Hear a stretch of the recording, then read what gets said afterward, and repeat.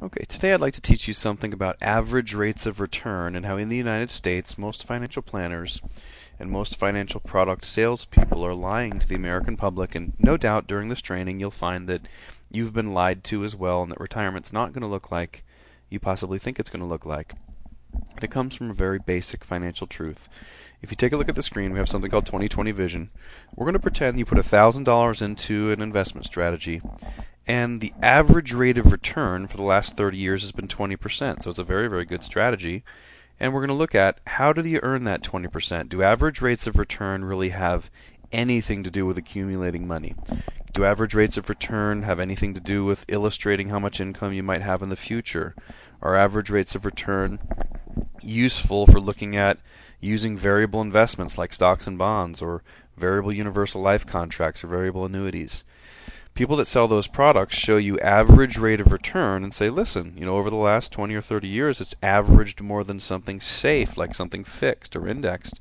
And they say that's why you should use it. But the only thing that matters when you're accumulating cash for any reason, college, retirement, leaving to your kids, saving for a big purchase, the only thing that matters is how much money you actually end up with, and average rates of returns lie. So I want you to see this and know this so you know how money works.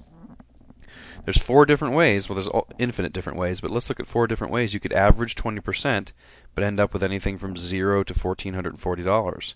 If you put $1,000 into an investment, and the first year it goes up by 20%, and the next year it goes up by 20%, you'll have an average of 20%. You add the two together, that's 40, divide by the number of years, that's 2, 20% average over 2 years, and you would end up with $1,440. Now this is the best way to illustrate it. It's the best case scenario.